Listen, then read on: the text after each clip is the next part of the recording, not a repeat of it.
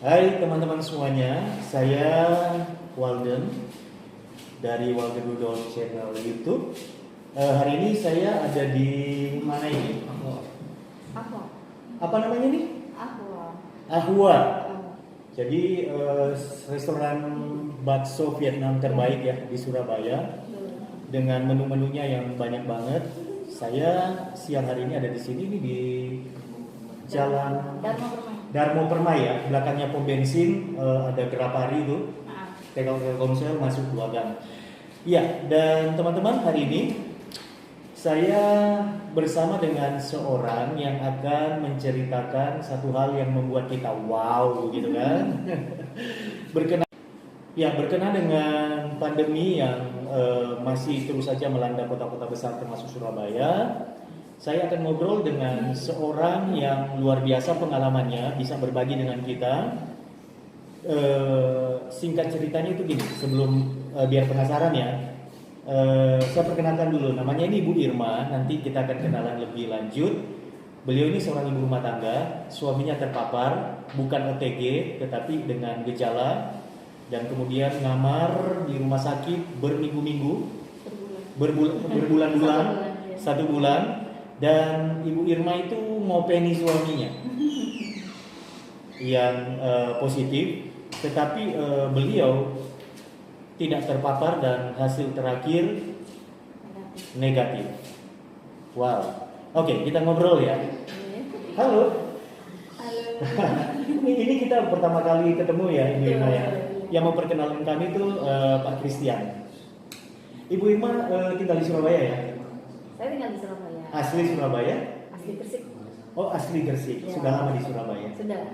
Oke. Iya, menikah dan berapa putra putri? 3 putri. 3 putri semuanya. Tapi tinggal di Gresik.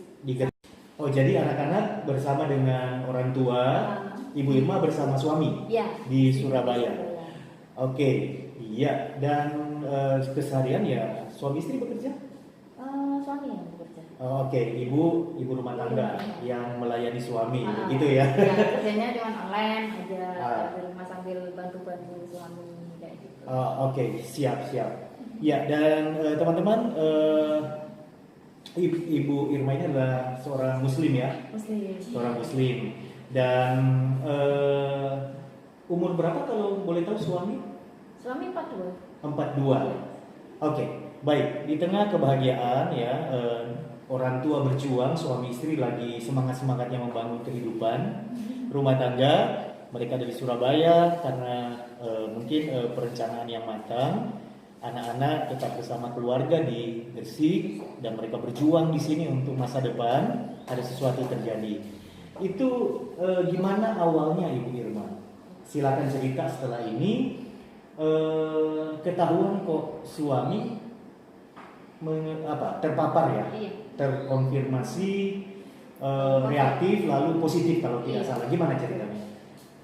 Gini, saya mau berbagi pengalaman. Agak keras suaranya. Oh, agak keras ya. Saya mau berbagi pengalaman di sini mengenai pandemi COVID ini ya, yang sangat menakutkan kalau bagi saya itu. Pengalaman yang sangat menakutkan sih.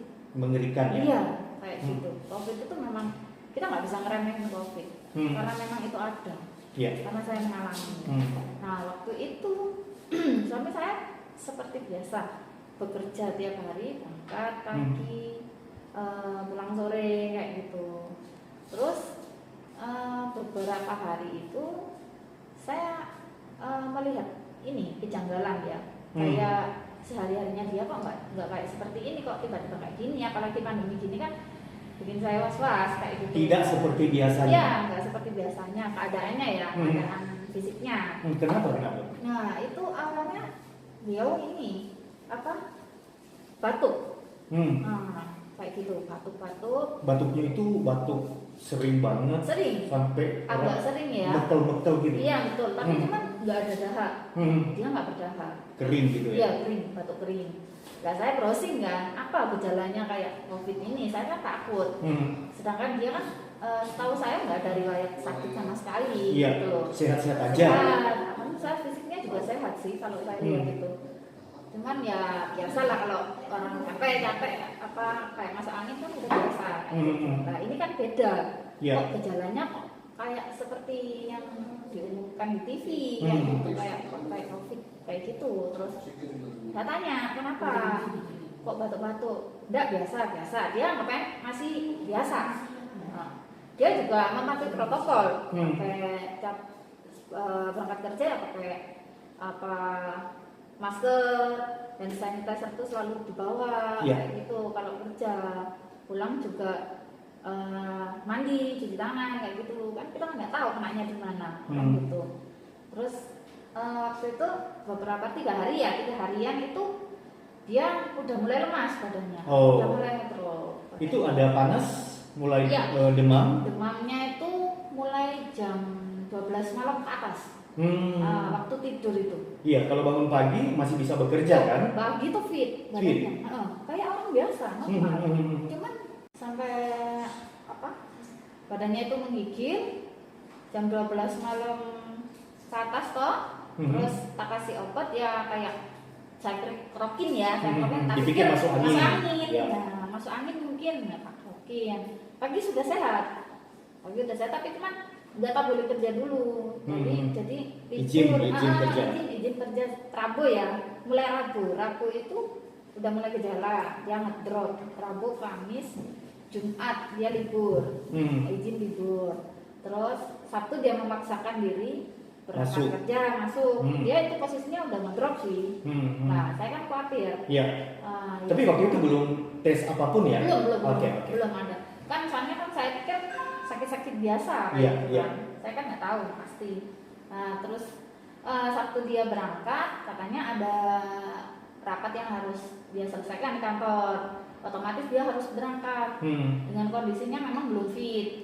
Tapi cuman tetap minum vitamin, suruh minum vitamin, obat apa gitu. Terus berangkat kerja, dia pulang kerja jam 4 itu tiba-tiba sampai rumah ambruk. Seperti pingsan begitu? Iya, pokoknya harus langsung ambruk gitu. Dia bilang turun dari motor itu sudah dikuat-kuatin gitu loh. Tidak, sampai di rumah itu nggak sadar gitu atau ambruknya lemah begitu? Iya, ambruknya langsung lemas gitu loh badannya. Langsung ambruk kan, saya kaget loh, kok tiba-tiba ambruk. Saya bingung kan. Tak bangunin, ayo tak bawa ke klinik aja, tak bawa ke klinik. Kan saya takutnya di rumah sakit kan ada papa. Jadi saya putuskan untuk tak bawa ke klinik dulu. Jadi tak bawa ke klinik yang dekat sini. Sudah dikasih obat, sudah diperiksa, katanya sih ada gejala tifus. Nah gitu. Saya mendengar dari banyak orang yang terkonfirmasi diagnosa awal memang banyak ke tipes ya. Oke, suami juga tipes. Terus dikasih obat sama dokternya, tambah pulang lah ya. Kan sudah diinjeksi juga sama vitamin. Terus sama dikasih obat-obatan juga. Terus suami tambah pulang, hari Sabtu itu kan tambah ke klinik malam, jam 7 malam itu. Terus tambah pulang, Minggu masih agak sehat, badannya udah agak ada perubahan. Berangsur-angsur pulih ya. Baik. Tapi cuman jam 12 malam Minggu, jam 12 malam lagi menggigil lagi. Nah, itu saya sudah panik. Ini kenapa? Sakit apa? Saya kan takut. Ini obat juga sudah diminum, tapi nggak ada reaksinya cuma dikit. Ada ininya, tapi cuma sedikit aja. Terus dia akhirnya Senin pagi itu sempat saya kebingungan. Kenapa? Dia apa? Saya kan bingung toh. Antara mau tak bawa ke rumah sakit atau gimana? Saya kan takut kalau di rumah sakit ini kayak gini. Saya juga menjaga diri toh. Betul. Tapi waktu itu di pikiran karena diagnosa adalah gejala tipes, mungkin tidak berpikir ini COVID begitu ya? Betul. Sama sekali tidak berpikir ya? Sedikit. Sedikit Saya berpikiran ke sana ya, kok kenapa kok kayak gini, kok nggak ada perubahan. Terus saya konsultasi sama pihak keluarga. Berkoordinasi dengan keluarga. Saya koordinasi dengan keluarga di Surabaya dari pihak suami. Terus saya menghubungi kakak ya, kokonya suami, saya bilang ini ya apa kok ini keadaannya begini. Keadaannya kok semakin kesini, semakin namanya keluarga sudah Panik. takut, sudah panik. Sudah bawa ke ini aja, Rumah sakit. Rumah sakit. Nah, ini rumah sakit mana? Saya kan bingung, soalnya ini kemarin sudah tak bawa ke dokter, ke klinik, katanya diagnosanya Tipes. Tapi cuman kok keadaannya semakin ngedrop. Saya kan, terus langsung bawa ke rumah sakit aja, gitu. Kan takutnya COVID. Nah, yang dia tuh nggak tahu kok mengarahkan saya ke Husada Utama. Ya, sebuah rumah sakit di Surabaya. Ya, di situ karena memang rumah sakit rujukan COVID ya. Nah, kita kan nggak tahu. Dan keluarga juga sering langganannya di rumah sakit tersebut. Gitu loh. Oke lah, saya bawa akhirnya dibawa ke sana. Senin jam 4 sore saya bawa ke sana.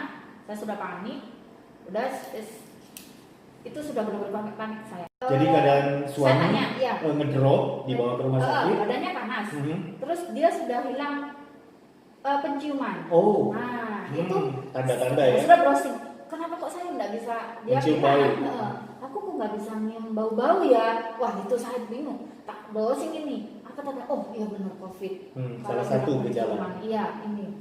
Udah, ini hilang penciuman kok ya apa? Waduh, sudah bawa sana. Akhirnya langsung tak bawa ke UGD. Oke.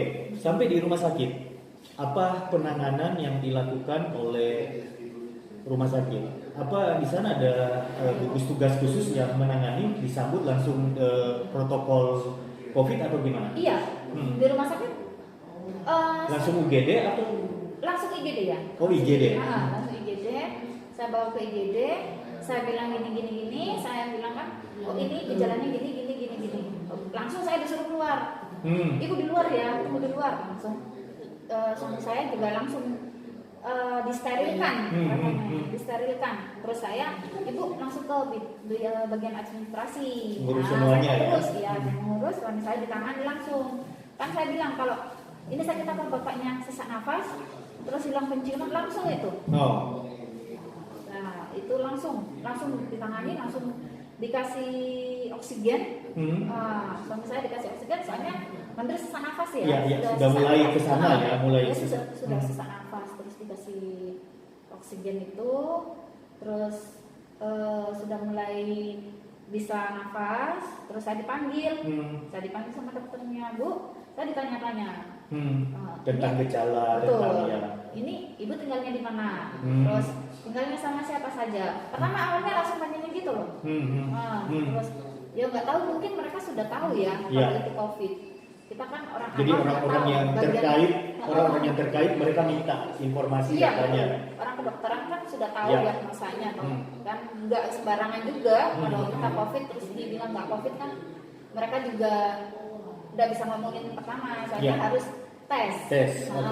Lalu setelah itu apa yang dilakukan? Tes laboratorium, ambil darah. Pertama itu tes ini ya, rapid test. Rapid dulu ya, rapid test dulu. Suami saya ternyata hasilnya reaktif. Terus dokternya bilang, Bu ini suami harus rawat inap. Paling enggak kita besok harus swab. Kita harus swab. Nah itu besok paginya swab. Kalau nggak salah Senin yang masuk Selasa swab. Nah, itu pun saya dikasih tahu, saya bilang gini ya udah, saya tinggal berdua aja sama suami gini. Terus saya disuruh gini, Bu ya, ini kan masih nunggu tes swab, jadi ibu sebaiknya pulang dulu. Ya, jadi suami sendiri. Iya betul, saya disuruh pulang. Nah, nanti besok kalau hasilnya sudah keluar, ibu saya kasih tahu. Tapi ibu sementara ini tunggu di rumah dulu. Oke. Kayak gitu. Ya. Jadi saya pisah sama suami saya, sudah nggak bisa lihat. Ya, sudah diisolasi. Jadi memang saya protokolnya begitu. Protokolnya saya begitu. nggak bisa masuk, jadi saya nggak bisa pamit. Cuman lewat kaca aja saya pamit gitu. Pulang. Lalu Ibu Irma pulang. Kapan tahu kalau betul-betul bukan hanya reaktif tapi positif? Rabu langsung tahu. Betul. Saya langsung ditelepon sama dokter di rumah sakit bahwasannya suami saya ini sudah positif. Positif dan awal masuk IGD itu sudah langsung ini ya, sudah langsung foto ronsen. Hasilnya toraks ya. sudah dikasih tahu, sudah difoto langsung bahwa ada flek putih. betul, di paru-paru banyak flek. Kayak gitu, sudah penuh ya, hampir penuh. Oke, begitu ditelepon dikasih tahu positif, apa yang ibu pasti udah bisa menduga ya, udah mempersiapkan mental ya. Iya, saya juga sempat berpikiran gini, suami saya positif. Jangan-jangan saya juga. Iya betul, saya yang tiap hari, saya yang ini ke rumah sakit juga saya yang bawa. Terus saya tuh seketika itu langsung telepon kakak, pokoknya keluarga. Saya bilang kalau kok ini positif COVID. Sontak keluarga juga ini toh, sontak keluarga juga apa namanya kaget kan, kayak gitu kan. Positif iya. Langsung Kaget jadinya ya keluarga juga ya apa ya, kita keputusan dari pihak rumah sakit aja apa sebaiknya kan gitu. Terus oke, saya mau tanya sebagai seorang istri yang setia mendampingi suami begitu vonis positif secara jujur yang ibu rasa itu apa? Pasti ini ya kejelekannya dulu lah. Iya. Ini pikiran saya hati sudah hancur ya. Iya. Hati hancur, mikir yang paling negatif lah. Betul, soalnya kan kita tahu pemberitaan COVID itu ngerinya seperti apa. Iya. Setiap hari segala kemungkinan ada. Banyak yang meninggal kan, otomatis ribuan ya gitu ya. Udah saya down banget ya. Sedih juga, bingung juga. Ya apa ini, apa yang harus saya lakukan? Ya apa ini sudah otomatis kan harus diisolasi suami saya di sana. Waktunya juga nggak tentu soalnya kan suami saya.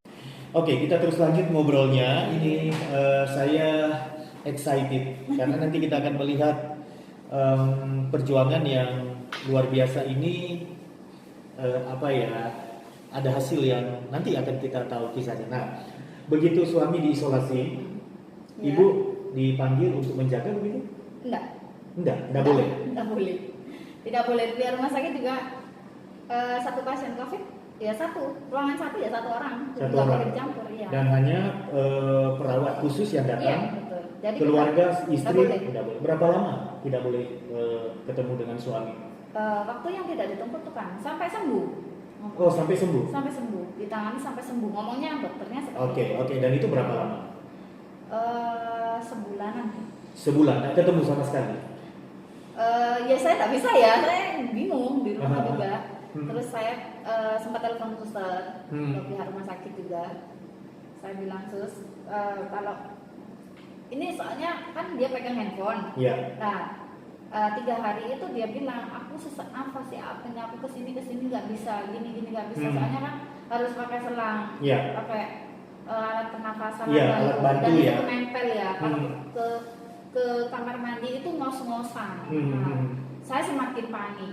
Nah disitulah saya telepon ke pihak rumah sakit, saya telepon dokter, susternya juga. Saya minta izin boleh, saya bilang gitu. Saya mau merawat suami saya. Mendampingi langsung. Iya, saya mau merawat. Soalnya tiap hari kok dia telepon gini kok nggak bisa ke kamar mandi gini kan. Otomatis di pihak rumah sakit juga kan nggak bisa kalau nganter-nganter kayak gitu kan, harus ditinggal kan.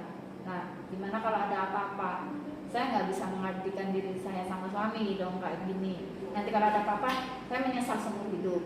Nah kayak gitu. Jadi saya sempat ngotot. Saya ini saya minta izin untuk merawat. Saya mau apapun yang persyaratan dari rumah sakit, harus memakai apa, harus memakai ini, saya lakukan. Apa saja ini syaratnya, gini. Saya minta tolong. Ya waktu itu memang nggak dijawab langsung ya. Mungkin mereka rundingan dulu ya dengan dokter ya. Sama dokter saya maksa. Akhirnya diizinkan dengan syarat resiko ditanggung ibu ya kalau ada apa-apa. Gitu. Ya saya nanggung sendiri. Itu hari keberapa setelah suami? Hari keempat ya. Hari keempat ya. Ya. Jadi hari keempat ibu bisa datang dan mendampingi. Betul. Lalu apa yang ibu kenakan? Hanya APD. masker, APD lengkap. APD lengkap itu. Oh, yang baju seperti astronot itu. Yang panasnya bukan main itu. Oh, gitu ya. Iya. Saya sudah langsung disambut di depan itu, di bagian masuk itu kan memang nggak boleh steril kan ya. Sudah langsung disemprot ya, saya datang itu disemprot semua. kan dibilang kalau sudah masuk sini nggak boleh keluar Bu sampai suami ibu sembuh. Oh, oke. Nah, gitu. Persyaratannya memang begitu. Jadi saya nggak bisa pulang. Otomatis. Oke, Ibu pakai baju APD seperti itu. Itu seperti apa sih bajunya itu, Bu? Seperti yang kita lihat di TV itu ya? Iya. Itu rangkap 3. Rangkap 3. Iya, rangkap 3. Panas enggak? Sangat. Sangat panas. Sangat. Bernapas sulit? Susah. Susah napas. Susah. Oh my god. Gimana bayangin? Itu berapa hari? Itu selama Menjaga itu pakai baju itu berapa lama? 3 hari saya kuatnya. 3 hari nggak kuat setelah itu. Sudah nggak kuat saya. Padahal Ibu kan nggak boleh keluar lagi karena Iya. sudah itu. Lalu apa yang selanjutnya? Ibu nggak pakai APD lagi? Enggak. Saya bilang suster saya kalau lama-lama kayak gini saya nggak bisa napas, saya nggak bisa ini. Mau pipis juga susah, mau ke kamar mandi juga susah. Iya, karena 3 rangkap ya. Nah, saya nggak bisa bayangin itu susternya kayak Iya, saya tadi waktu diceritakan gitu, saya menaruh hormat kepada gugus tugas suster dokter yang memakai APD bahkan sepanjang waktu ya, luar biasa. Itu pengorbanan ya, panas banget, respect luar biasa. Oke, setelah itu Ibu diizinkan mendampingi dengan APD yang terbatas ya? Iya, betul. Hanya masker? Masker sama facial. Facial. Oke. Ibu mendampingi suami dengan facial, masker, itu apa yang Ibu lakukan? Merawat seperti apa? Merawat seperti biasa. Karena suami Ngasih saya, makan? Ya, ngasih makan, terus kalau misalnya buang air kecil? Iya, kan sementara nggak boleh turun dulu. Saya nggak boleh turun dulu, kan harus pakai pitspot ya. Ya. Waktu itu perkembangan kesehatannya gimana? Belum membaik. Belum membaik, masih lemah. Saya masuk rumah sakit 4 hari itu masih kritis. Oke.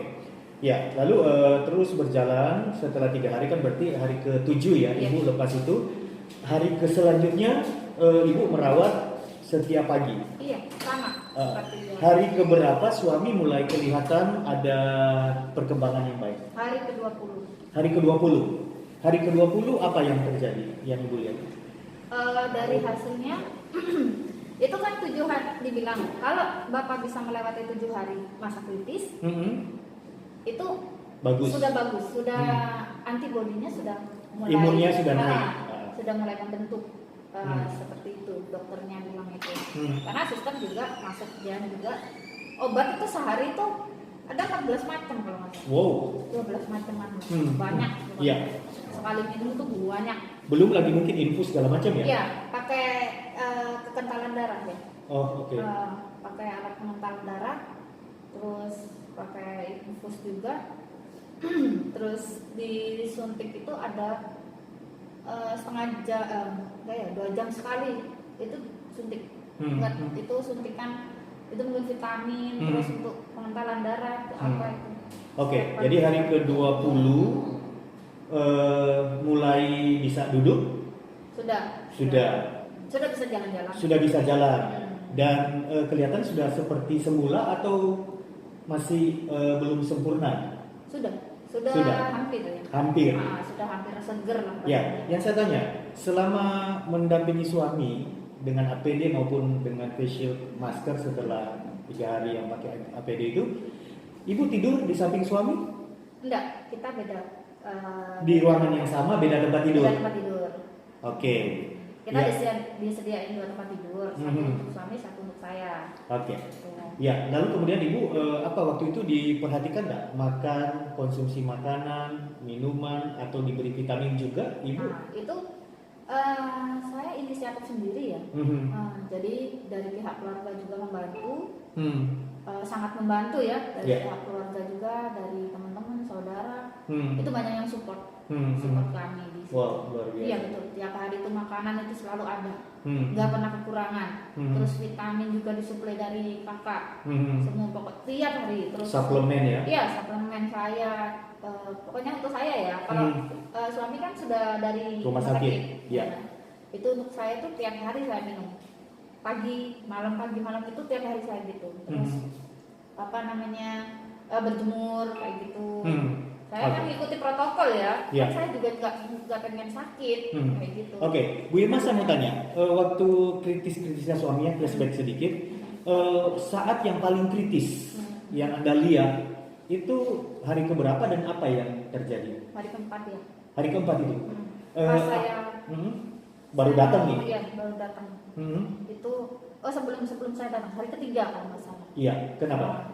Dia telepon katanya sudah nggak kuat. Saya nggak tahu ini bisa bertahan apa enggak kayak gitu. Dia sudah menyerah gitu. Iya, kayak nafas itu sudah hitungan detik ya. Kalau berat gitu ya. Ya, berat sangat sekali. Itu saya coba menenangkan lah. Coba tenang dulu lah, tenang ya. Tarik nafas pelan-pelan. Kalau memang nggak bisa tidur ya nggak apa-apa, baca doa kalau apa, selalu berdoa, ingat sama Tuhan. Saya bilang gitu. Pokoknya berjuang lah. Besok aku usahakan besok datang. Kamu, iya. Oke. Saya kenangkan itu. Ya pastilah doa, istri, suami, keluarga, teman-teman semua mensupport. Dan itu kekuatan ya. Sangat. Hari ke-20 senang karena mulai kelihatan. Wah, istilahnya yang ditakutkan itu mulai pelan-pelan berangsur-angsur hilang ya, karena melihat sesuatu yang baik. Saya sempat masuk itu 4 hari ya, hari ke-7 itu mau transisi ya, dia sempat pakai yang ini loh, pakai alat bantu pernafasan yang agak besar. Dia sudah setengah mati, tapi tidak sampai dibolongin ya? Tidak. Masih luar istilahnya gitu ya, oksigen ya. Betul. Tidak sampai pakai alat yang untuk nafas yang gede itu enggak sampai. Sampai. Terus tiap hari juga ada sebelah itu ada yang teriak-teriak kayak gitu, mungkin stres ya. Itu banyak ya di rumah sakit? Banyak sekali. Dari saya di lantai 14 ya, alhamdulillah dapat kamar yang VIP. Gede banget kamarnya, gede sekali. Terus pelayanannya dari rumah sakit juga sangat cukup baik ya. Sangat baik. Puji Tuhan. Lalu setelah mulai membaik, berarti kan hari ke-30 kalau nggak salah pulang ya? Iya, hari ke-30 pulang. Hari ke-30 pulang. Hari ke-20 mulai membaik, 21 itu terapinya masih seperti sebelumnya atau sudah lebih? 7 hari pertama itu kan swab pertama. Ya toh. Terus 14 hari swab kedua. Masih tetap sama. Masih tetap sama. Masih positif. Terus keadaannya juga paru-parunya juga masih ada. Tapi mulai berkurang? Mulai. Mulai berkurang. Terus ini kan harus saya tanyakan ini berapa kali swab? Hasilnya bisa positif dok, 3 kali swab. Itu terakhir hari ke berapa gitu mau pulang ya, seminggu sebelum pulang itu swab terakhir. Swab terakhir itu alhamdulillah dikasih kesehatan ya, langsung negatif hasilnya. Wow. Dan secara fisik kelihatan memang udah sehat. Sudah banget. Sehat. Karena saya support dia supaya ya semangat lah. Jangan sampai down, karena memang kalau orang yang kena COVID dia sendirian di kamar pasti stres. Oke. Baik. Jadi hari ke-30 pulang ke rumah, tapi dengan syarat apa? Nanti setelah ini saya mau ngobrol apa sih sebenarnya yang dibutuhkan pasien COVID secara pendampingan, secara perawatan atau motivasi. Tapi sebelum itu saya mau tanya, begitu sampai di rumah follow up dari perawatan itu apa dari protokol COVID? Apa tetap masker atau ada obat yang tetap di? Tetap kita mengikuti protokol ya. 14 hari karantina di rumah. 14 hari setelah keluar? Iya, 14 hari setelah keluar dari rumah sakit itu karantina 14 hari. Kita nggak boleh ketemu sama orang. Terus pokoknya karantina sendiri dulu berdua. Saya tuh terus pakai masker, dikasih obatan juga masih tetap selama 14 hari. Jadi ya, tapi cuman saya mau tanya, ibu waktu 30 hari itu dirapid nggak di rumah sakit secara rutin? 2 minggu sekali. 2 minggu sekali. Ya. Dan hasilnya negatif. Wow. Oke. Waktu sebelum keluar pasti kan dokter juga was-was ya. Ini mendampingi siang malam kan, merawat suami tercinta ini, pastinya. Istri soleha lah, gitu ya. Dites sebelum keluar itu dites. Waktu itu saya nggak langsung tes sih dari rumah sakit. Saya bilang, sus saya dok boleh nggak saya tesnya nggak di sini, saya di rumah sakit lain atau di klinik lain, pokoknya saya tes, nanti hasilnya kan dikirim. Soalnya kan saya juga takut. Kalau swab kan sakit, kalau saya lihat swab itu sakit loh. Iya. Ambil di segala macam ya, dari cairan dalam hidung ya. Iya. Terus saya akhirnya pulang, boleh Bu, tapi nggak boleh lama-lama. Ada waktunya, 1 hari, besok sudah dikasih kirim hasilnya. Ya saya tes, rapid test sama swab. Hasilnya negatif. Wow, luar biasa. Negatif. Dan sampai hari ini suami sudah bekerja kembali? Sudah aktif, normal. Dan apa ada protokol dari rumah sakit atau gugus tugas COVID-19 bahwa mantan pasien atau pendampingnya itu harus secara rutin memeriksakan diri? Enggak ya, karena benar-benar sudah dinyatakan negatif dan normal. Cuma memang mungkin pesannya tetap masker, jaga facial, jarak, pokoknya kayak gitu, jaga kesehatan. Sekarang saya mau ngobrol. Orang yang terkonfirmasi reaktif lalu terdeteksi positif COVID itu kan pasti diisolasi. Dia sendiri. Kalau ibu bisa mendampingi itu saya pikir pengecualian ya, karena memang permintaan khusus dan memang resiko mungkin tanda tangan tertentu ya, bahwa apapun terjadi resiko ditanggung sendiri. Oke, tapi kan pada umumnya siapapun itu sendiri, hanya bisa lewat ya, menurut Ibu Irma, apa yang paling dibutuhkan oleh seorang penderita COVID? Dibutuhkan untuk pendampingannya. Apakah motivasi? Hati yang gembira. Hati yang gembira. Oh itu, hati yang gembira adalah obat. Itu hati yang gembira itu yang. Jadi ibu berusaha membangkitkan sukacita. Iya, tiap hari saya ajak tiktokan gitu. Oh iya? Oh my god. Pokoknya tak hibur aja, pokoknya nggak boleh sedih. Kalau memang kangen yang di rumah kita bisa video. Iya. Gitu. Intinya ya hati yang gembira. Terus pakai masker, selalu jaga kesehatan, kebersihan. Iya. Ibu menghindari mungkin membicarakan sorry to say misalnya, waduh, nanti kalau kamu ada apa-apa gimana aku, anak-anak, nggak pernah bicara itu? Kemana? Dengan suami? Iya, sempat. Oh sempat ya. Dan suami gimana reaksinya? Menangis berdua begitu? Enggak, kita tetap menjalani seperti biasa. Nggak boleh, kita nggak boleh memikirkan yang negatif ya. Iya, cuma memang sempat ngobrol ya, dengan segala kemungkinan yang ada. Betul. Nanti kalau saya kena gimana? Kita bilang, ya kalau kamu kena gimana? Ya itu resikoku. Karena memang meskipun saya isolasi juga mandiri di rumah, tapi kan lebih baik saya isolasi di sini sama kamu. Iya, tidak ada jaminan di rumah nggak kena, gitu kan? Betul. Karena bergaul juga kan. Daripada saya bengong, yang penting saya di sini ngerawat kamu, kita bilang gitu. Dan saya pikir dengan tekad Ibu Irma itu merupakan support yang luar biasa, vitamin yang luar biasa, energi yang luar biasa bagi suami. Ya, suami Anda merasa dicintai. Ya. Ada seorang yang berjuang untuk dia, yang istilahnya kalau dipikir-pikir Anda itu tidak mikirin diri Anda. Saya pakai bahasa yang paling umum, tidak mikirin keselamatan sendiri. Betul. Karena kan mungkin istri-istri yang lain pikir ya udah di sana sudah ada dokter, sudah ada suster. Saya nanti kalau terpapar nanti gimana? Tapi Anda lain loh. Ya memang ya, kalau orang terdekat kan kadang masih mikir untuk mendampingi.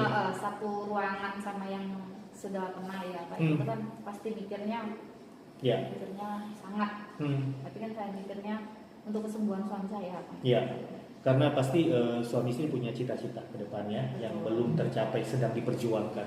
Iya, semangat yang luar biasa lah yang. Ya, Ibu Irma waktu ngambil keputusan apapun yang terjadi saya mau dampingi, apakah Ibu sudah siap dengan segala kemungkinannya? Sudah saya pikirkan, semalaman itu sudah saya pikirkan. Saya juga konsultasi sama keluarga, saya bilang saya mau merawat. Apa kamu serius dengan keputusanmu? Saya sempat ditanya sama Koko, sudah Bu, saya sudah.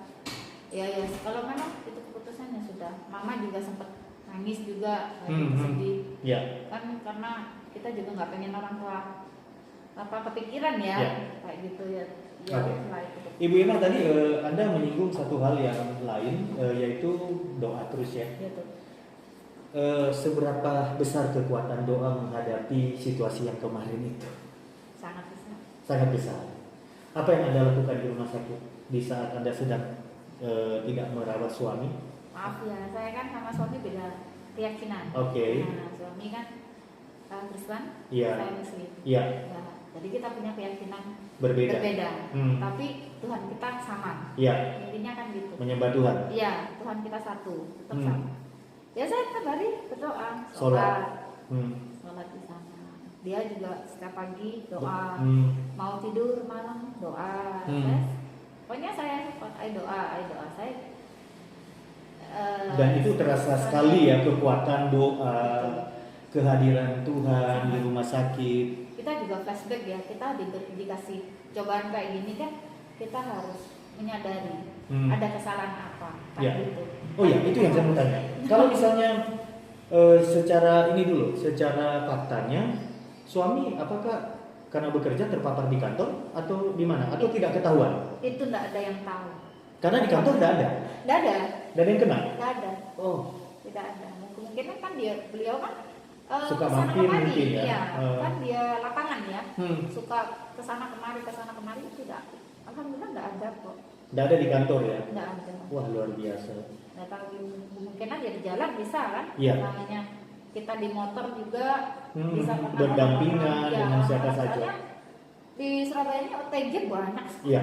Nah ini yang saya bilang ada banyak orang yang ngotot untuk tidak masker, tidak apapun. Dari cerita saya dengan Ibu Irma, sadarlah teman-temanku, COVID itu bahaya, bagi saya yang sangat menakutkan ya. Bagi yang belum pernah mengalami sendiri pengalaman seperti saya, aduh jangan coba-coba. Maut itu ada di depan mata rasanya seperti itu ya. Jangan menyepelekan gitu. Tiap hari yang meninggal itu ribuan. Ya, oke. Yang terakhir saya mau tanya, pelajaran kehidupan apa yang Ibu Irma dan suami dapatkan dari peristiwa ini? Kesabaran.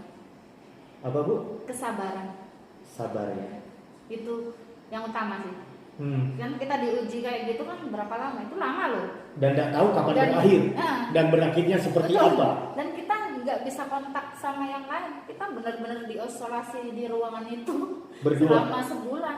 Gimana sabarnya? Kita juga mikir ya yang di rumah makan gimana, kerjanya yang apa, ya itu yang bikin kita Anak-anak apalagi ya. sabar. Yang penting ya pasti kan nanti ada jalan. Oke.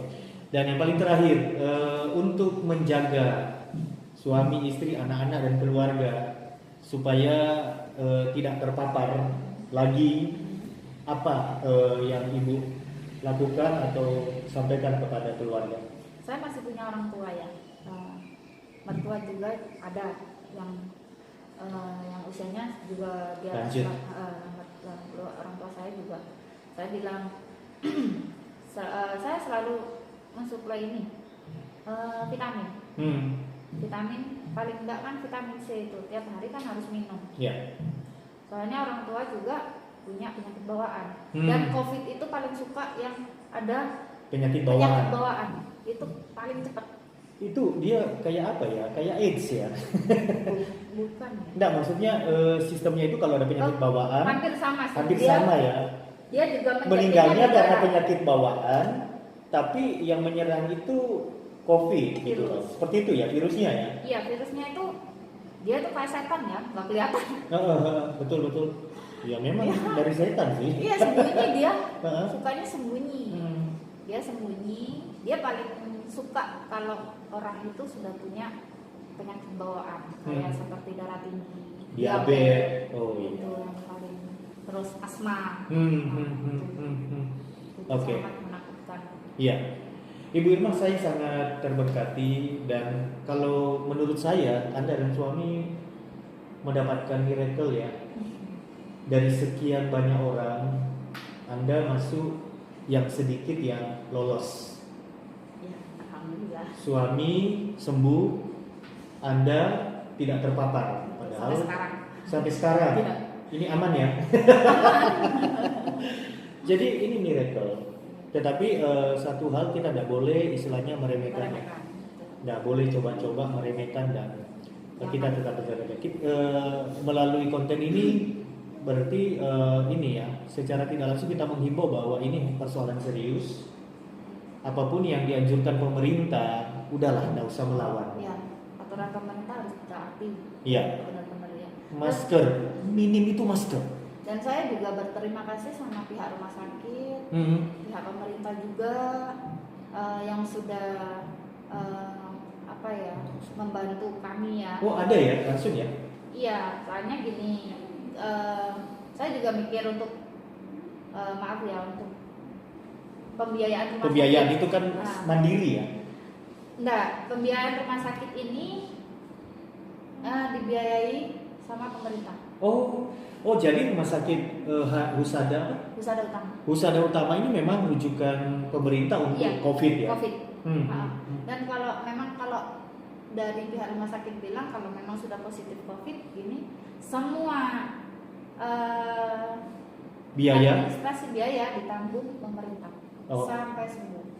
Wow. Itu alhamdulillah saya dibantu. Kalau nggak gitu saya mau cari uang kemana? Terima kasih untuk pemerintah. Terima kasih untuk Bapak Presiden Pak Jokowi. Ya sudah dibantu.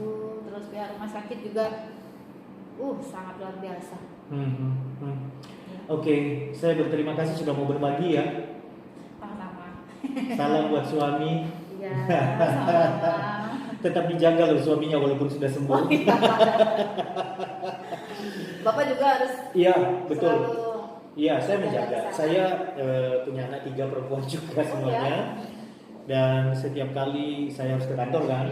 Jadi saya rumah kantor rumah kantor rumah. Jadi kecuali misalnya seperti hari ini kita ada janjian di tempat ini dan saya tahu aman, saya mampir. Kalau tidak akan, karena saya punya tanggung jawab. Lalu sampai di rumah itu yang saya lakukan adalah langsung mandi. Betul. Langsung mandi baru melakukan apapun. Virus corona itu hilangnya dari sabun mandi, cuci.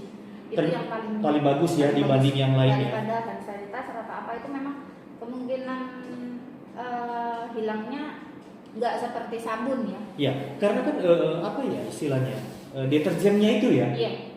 Apa zatnya yang terkandung di sabun itu yang cepat membunuh kuman. Oh oke. Jadi cuci tangan pakai sabun murah, nggak usah beli yang mahal-mahal. Iya, mencuci mandi. Mandi. Nah itu masalahnya setiap kali keluar kemana aja sebentar pulang mandi. Malas ya. Saya disuruh beli Suami apa? Saya aja kadang malas pas suruh mandi langsung mandi. Sekarang juga langsung mandi dia. Sadar sendiri. Iya sadar sendiri. Kalau kayak gitu nggak sadar ya. Oke. Ibu Irma terima kasih banget sudah mau berbagi. Dan ya saya berharap apa yang diperbincangkan hari ini menjadi berkat bahwa COVID itu kalau kita terkonfirmasi positif itu bukan akhir segalanya. Betul. COVID bisa disembuhkan asalkan kita mau berjuang, asalkan kita mengikuti anjuran. Dan sebelum Anda belum terpapar, berhati-hatilah. Jadi ikuti aturan SOP yang ada dan menjaga kesehatan ya dengan suplemen, vitamin dan sebagainya. Dan Ibu Irma tadi berkata hati yang gembira itu penting banget. Jadi begitu ada anggota keluarga yang terpapar, dampingi dengan jangan dikucilkan. Dan ini bukan aib. Bukan. Ada banyak orang yang jangan cerita, nggak mau begitu. Bukan. Justru ketika tidak bercerita itu Anda egois dan Anda tidak mikirin orang lain loh. Saya kan juga begitu kan. Keluar dari sini saya dikucilkan nggak ini sama orang-orang sama keluarga, ternyata enggak. Iya, karena begitu Anda diam-diam dan ternyata Anda OTG, wah Anda menularkan ke orang lain secara diam-diam, itu jahat loh. Mending kita bercerita karena semua orang ngerti bahwa ini musibah yang bukan aib. Siapa yang mau? Tetapi kan ada harapan untuk sembuh. Jadi hati yang gembira, jangan dikucilkan, gembirakan hatinya, dampingi. Dan kalau menurut saya elemen terbesar yang menyembuhkan suami Anda adalah satu kata, cinta.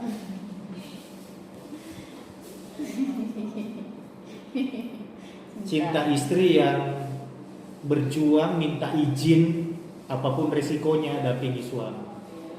Dan hadiah dari Tuhan untuk istri yang mencintai adalah negatif kesehatannya. Itu bonus ya. Luar biasa. Oke, terima kasih banyak. Iya, sama-sama. Terima kasih. Oh, saya, iya. saya nambah teman. gimana? Suami saya tuh sempat ini loh, Sempat apa? sempat jadi huluk di rumah sakit. Maksudnya? Ngamuk-ngamuk. Oh, itu orang COVID juga pengaruh ke emosi ya? Stres. Oh, karena stresnya itu ya, dan dia takut, pikirannya banyak, Iya. sementara badan nggak nyaman. Saya sampai kena gunting. Oh my God, seriusan? Iya. Dia mau bunuh diri gitu. Oh, ibu menghalangi? Iya, jadinya saya yang kena gunting. Oh my God. Tapi ya puji Tuhan ya. Sampai ada satpam 2 yang menenangkan. Karena mungkin dari efek Obat. yang Dan keras. saya pikir ada orang yang mengalami titik rendah. Iya. Dalam keadaan seperti itu berpikir ingin berjuang, tapi keadaannya seperti apa. Tetapi semuanya sudah dilewati. Betul. Kemenangan dan mujizat dari Tuhan itu yang diterima. Aduh, harus bersyukur banget sama Tuhan ya, Tuhan baik. Alhamdulillah, puji Tuhan. Iya, oke. Sekali lagi thank you. Sama-sama. God bless you. Amin. Terima kasih teman-teman untuk supportnya channel ini, subscribe dan like-nya, share-nya juga. Thank you. God bless you. Bye bye.